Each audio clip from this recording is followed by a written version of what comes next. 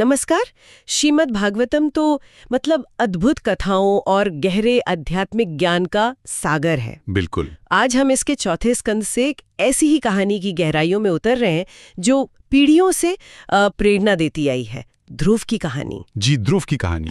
ये केवल एक बालक की कहानी नहीं, बल्कि अटूट संकल्प, तीव्र भक्ति और उसके फलस्वरूप मिलने वाले वो जो ब्रह्मांडीय पुरस्कार है, उसकी गाथा है। सही कहा। हमारे सामने जो स्रोत सामग्री है वो ध्रुव की अनन्य तपस्या और भक्ति पर केंद्रित कुछ अंश है। हाँ। इसमें कहानी के मुख्य मोड़ है, नारद मुनि के उपदेश हैं, ध्रुव की वो कठोर तपस्या का वर्णन, भगवान विष्णु कैसे प्रकट हुए उसका विवरण और ध्रुव ने जो स्तुति की उसके महत्वपूर्ण श्लोक भी शामिल है। बिल्कुल, सारे अहम पहलू हैं इसमें। तो आज इस विश्लेषण का लक्ष्य क्या है?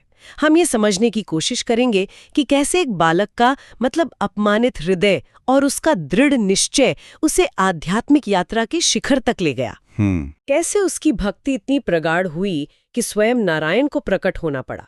स्रोत में एक महत्वपूर्ण सूत्र भी है, श्रीमद् भागवतम अनन्य भक्ति ही सर्वार्थ सिद्धि कारणम। जी हाँ। यानी परम भगवान में अनन्य अविचल भक्ति ही जीवन में सभी प्रकार की सफलताओं यहाँ तक कि परम सिद्धि का भी कारण बनती है।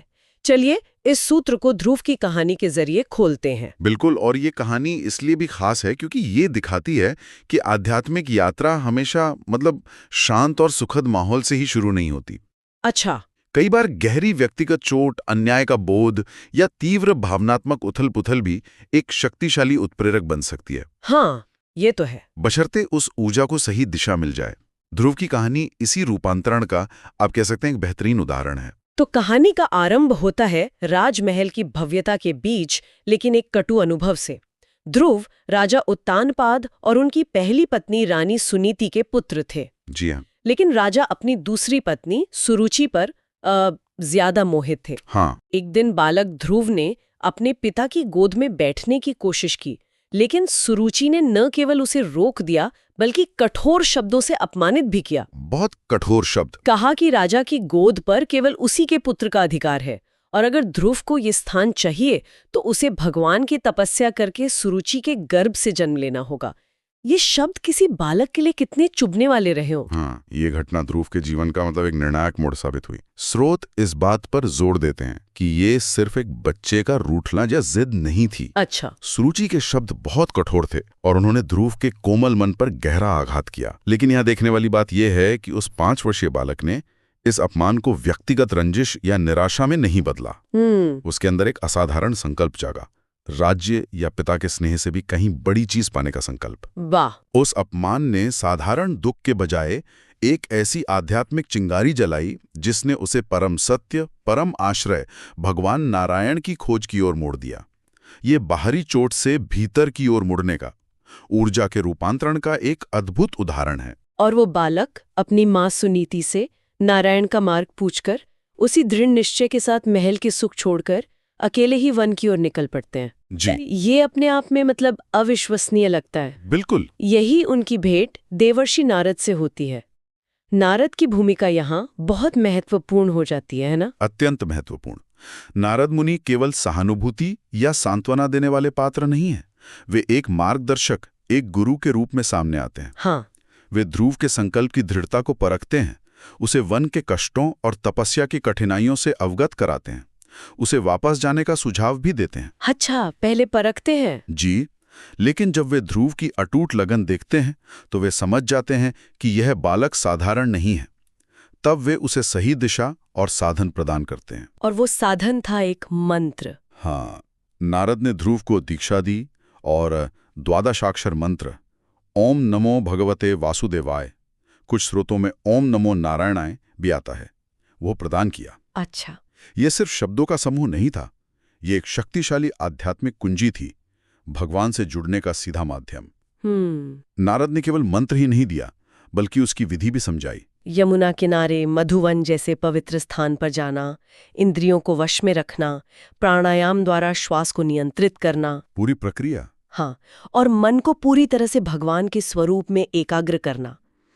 उन्होंने समझाया कि इस मार्ग में अनेक विघ्न आएंगे, भूख, प्यास, मौसम की मार, जंगली जानवर, यहाँ तक कि मन के अपने भटकाव।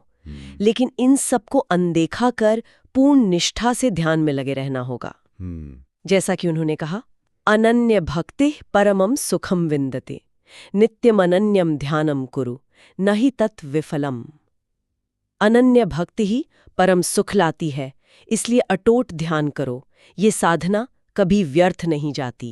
ये जानना दिलचस्प है कि नारद ने सिर्फ लक्ष्य नहीं बताया, बल्कि वहां तक पहुंचने का पूरा नक्शा दिया। बिल्कुल, पूरा मार्गदर्शन।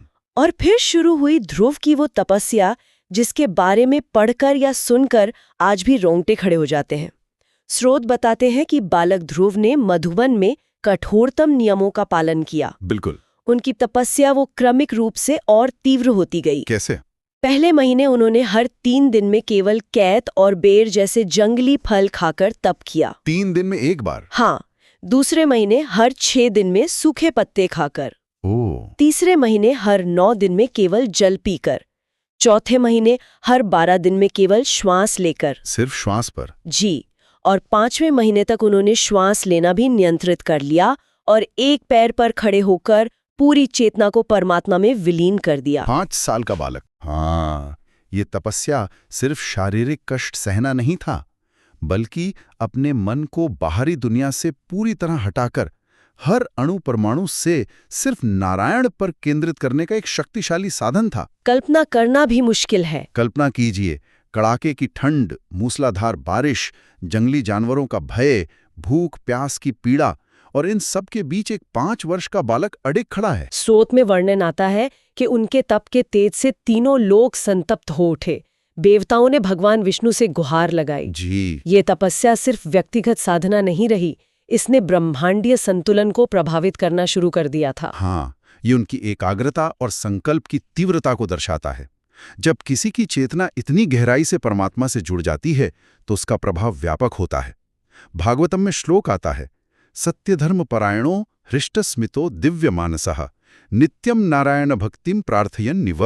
इसका अर्थ क्या हुआ? सत्य और धर्म के मार्ग पर चलते हुए दिव्य मन और भीतर से प्रसन्न मुस्कान के साथ ध्रुव इस तरह नारायण की भक्ति में लीन थे, मानो संपूर्ण प्रजा का कल्याण उन्हीं पर निर्भर हो। वाह! उनकी तपस्या में हठ था पर द्वेष नहीं, पीड़ा थी पर निराशा नहीं, एकाग्रता थी पर शून्यता नहीं, बल्कि परमात्मा से जुड़ाव का आनंद था। और फिर वो क्षण आया जिसका ध्रुव को इंतजार था, और शायद सभी देवताओं को भी। उनकी इस अविचल अद्वितीय भक्ति से प्रसन्न होकर भगवान विष्णु स्वयं प्रकट हुए। जी हाँ, वो परम क्षण। स्रोतों में उनके उस दिव्य स्वरूप का वर्णन कैसे किया गया है? वह वर्णन अत्यंत भव्य है। बताया गया है कि भगवान विष्णु अपने वाहन गरुड़ पर विराजमान होकर प्रकट हुए। उनका वर्ण मेघ के समान श्याम था। वे पीतांबर धारण किए हुए थे। उनके 4 भुजाओं में शंख, चक्र, गदा और पद्म थे। वक्ष पर श्रीवत्स का चिन्ह और कौस्तुभमणि सुशोभित थी। उनके मुख पर मंद मुस्कान थी और नेत्र करुणा से भरे थे। अद्भुत! उनकी आभा ऐसी थी मानो करोड़ों सूर्य एक साथ उदित हो गए हों, लेकिन वो तेज दाहक नहीं, बल्कि शीतल और मनोहारी था। दिव्य पार्षद उनके आसपास थे। कल्पना करना भी मुश्किल है कि उस बालक ध्रुव ने जब आंखें खोली होंगी और अपने आराध्य को साक्षात अपने सामने देखा होगा तो उनके मन पर क्या बीती होगी। निश्चय ही वो एक अवाक कर देने वाला क्षण रहा होगा। और भगवान ने ध्रुव से क्या कहा? क्या उन्होंने वही मांगा जो सुरुचि ने कहा था, पिता की गोद या उससे भी बड़ा राज्य? यही कहानी का सबसे खूबसूरत मोड़ आता है। भगवान के दर्शन मात्र से ध्रुव का हृदय इतना निर्मल और तृप्त हो गया कि उनके मन में राज्य या किसी भी संसारिक वस्तु की इच्छा शेष ही नहीं रही। सच में? हाँ, वो तो बस भगवान को अपलक निहारते रहे, कुछ बोल भी नहीं पाए। तब भगवान विष्णु ने, जो अंतर्यामी हैं, उनके मन की बात जान ली और अपने दिव्य शंख से ध्रुव के गालों का स्पर्श किया। शंख से स्पर्श? जी। इस स्पर्श मात्र से ध्रुव को संपूर्ण वेदों और शास्त्रों का ज्ञान सहज ही प्राप्त हो गया और उनकी वाणी स्फुरित हो उठी। और तब उन्होंने भगवान की स्तुति की, जिसे ध्रुव स्तोत्र कहा जाता है। हाँ, तब बालक ध्रुव ने अत्यंत सुंदर और गहरे अर्थों वाले श्लोकों में भगवान की स्तुति की। यह स्तुति ध्रुव स्तोत्र के नाम से प्रसिद्ध हुई। इसमें उन्होंने भगवान की सर्वव्यापकता, उनकी असीम शक्ति, उनकी कृपा और शरणागत वत्सलता का वर्णन किया।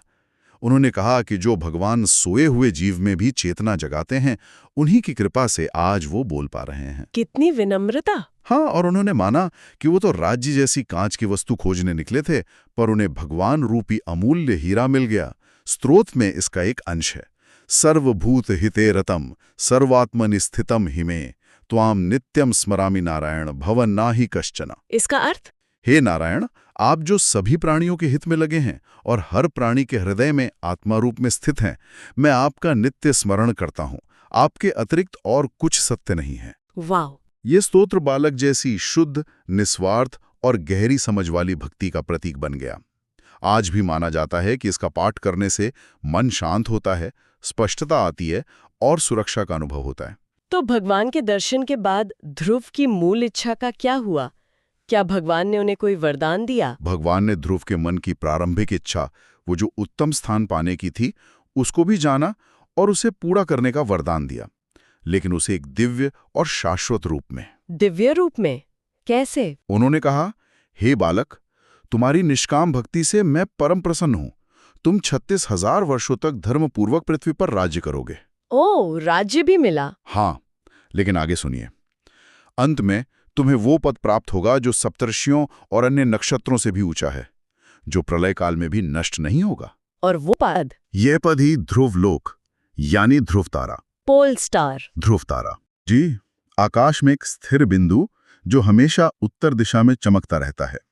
इस प्रकार भगवान ने उन्हें सांसारिक राज्य से कहीं बढ़कर ब्रह्मांड में एक अचल मार्गदर्शक स्थान प्रदान किया। अद्भुत। विष्णु का आशीर्वाद सार गर्भित था, जैसा श्रोत में आता है, त्वमेव में जीवन साथी, त्वमेव में प्राणनिधिः, त्वमेव में सर्वसिद्ध्यये नारायण त्वमेव त्वया। भक्त के लिए भगवान ही जीवन साथी, प्राणों के भंडार और सभी सफलताओं के स्रोत हैं। ये वरदान ध्रुव की तपस्या का सर्वोच्च फल था, अमर कीर्ति और दूसरों के लिए प्रेरणा। यह तो अद्भुत है। एक बालक की यात्रा अपमान से शुरू होकर ब्रह्मांडीय अमरता तक पहुंची। तो अगर हम इस पूरी कथा और हमारे पास उपलब्ध स्रोतों से मुख्य निष्कर्ष निकालें, तो वो क्या होंगे? स्रोत 4 प्रमुख बातों पर जोर देते दिखते हैं। हाँ, उन 4 मुख्य सबकों को हम इस तरह समझ सकते हैं। पहला, अनन्य और अटूट भक्ति की शक्ति। ध्रुव की कहानी सबसे बड़ा प्रमाण है कि सच्ची भक्ति के लिए उम्र, परिस्थिति या पृष्ठभूमि कोई मायने नहीं रखती। एक बालक पैशुद्ध, एकाग्र और दृढ़ निश्चयी मन भी परमात्मा को प्राप्त कर सकता है। यहाँ अनन्य शब्द महत्वपूर्ण है, यानी केवल और केवल भगवान पर ही आश्रित होना। और दूसरा, धैर्य, एकाग्रता और तप का महत्व। कोई भी महान लक्ष्य, चाहे वो आध्यात्मिक हो या सांसारिक, बिना कठिनाइयों के प्राप्त नहीं होता। ध्रुव की कठोर तपस्या हमें सिखाती है कि लक्ष्य प्राप्ति के लिए शारीरिक और मानसिक कष्टों को धैर्यपूर्वक सहना और अपने उद्देश्य पर अडिग रहना आवश्यक है। एकाग्रता। हाँ, यही एकाग्रता ही ऊर्जा को केंद्रित कर असंभव को संभव बनाती है। तीसरा, ईश्वर में अटूट विश्वास। जब ध्रुव महल से निकले, उनके पास केवल अपनी माँ का बताया हुआ भगवान का नाम और अपना विश्वास था। बिल्कुल। नारद के मार्गदर्शन ने उसे और दृढ़ किया। ये कहानी दर्शाती है कि विपरीत परिस्थितियों में जब सारे सहारे छूट जाते हैं, तब ईश्वर पर अटूट भरोसा ही सबसे बड़ा संबल और मार्गदर्शक बनता है। और चौथा, आध्यात्मिक पुरस्कार का स्वरूप। भगवान ने ध्रुव को केवल क्षणिक सुख या राज्य नहीं दिया, बल्कि ध्रुव तारा के रूप में एक शाश्वत, स्थिर और मार्गदर्शक पद प्रदान किया। हाँ, ये बहुत महत्वपूर्ण है। ये दिखाता है कि सच्ची भक्ति का पुरस्कार भौतिक लाभों से कहीं परे आत्मा की उन्नति, अमरता और दूसरों के लिए प्रेरणा बनने के रूप में मिलता है। जैसा कि कहा गया है, जो नारायण में विश्वास करता है वही हर कठिनाई पर विजय पाता है। वाकई ये निष्कर्ष बहुत गहरे हैं। ध्रुव की कहानी सिर्फ एक पौराणिक कथा नहीं, बल्कि जीवन के हर क्षेत्र में लागू होने वाले सिद्धांतों का प्रतीक है। चाहे वो व्यक्तिगत विकास हो, किसी लक्ष्य का पीछा करना हो या मुश्किलों का सामना करना हो। निश्चित रूप से ये हमें याद दिलाती है कि बाहरी दुनिया हमें कैसे भी आके, हमारी असली शक्ति हमारे भीतर के संकल्प, हमारी एकाग्रता और हमारी आस्था में निहित है। अपमान या अस्वीकृति जैसी नेगेटिव ऊर्जा को भी सकारात्मक दिशा देकर असाधारण परिणाम प्राप्त किए जा सकते हैं। तो इन स्रोतों के विश्लेषण से हमने ध्रुव की इस असाधारण यात्रा को गहराई से समझा। एक तिरस्कृत बालक के दृढ़ संकल्प से लेकर ब्रह्मांड में ध्रुव तारे के रूप में स्थापित होने तक का सफर ये दिखाता है कि सच्ची लगन क्या कुछ हासिल कर सकती है। और ये कहानी हमें ये भी सोचने पर मजबूर करती है कि भक्ति केवल पूजा पाठ या कर्मकांड तक सीमित नहीं है। ये एक गहन आंतरिक अवस्था है, निष्ठा, समर्पण, एकाग्रता और ईश्वर के प्रति अटूट प्रेम का भाव। सही बात है। ध्रुव ने इसे अपनी तपस्या और स्तुति दोनों में प्रकट किया। और अंत में श्रोताओं के मन में विचार के लिए एक बिंदु छोड़ जाते हैं। ध्रुव ने बाहरी दुनिया से मिले अपमान और अस्वीकृति का सामना अपनी आंतरिक शक्ति को जगाकर और उसे आध्यात्मिक खोज में लगाकर किया। आज की भागदौड़ भरी और अक्सर चुनौतीपूर्ण दुनिया में जब हम अपने जीवन में किसी न किसी रूप में अस्वीकृति, आलोचना या बाधाओं का सामना करते हैं, तो हम अपनी ऊर्जा को बाहरी प्रतिक्रियाओं या कुंठा में व्यर्थ करने के बजाय उसे अपनी आंतरिक स्थिरता, आत्म सुधार या किसी बड़े उद्देश्य की ओर कैसे मोड़ सकते हैं? ये एक गहरा सवाल है। ध्रुव की तरह क्या हम बाहरी नकारात्मकता को आंतरिक सकारात्मकता और विकास का ईंधन बना सकते हैं? इस पर भी विचार अवश्य कीजिएगा।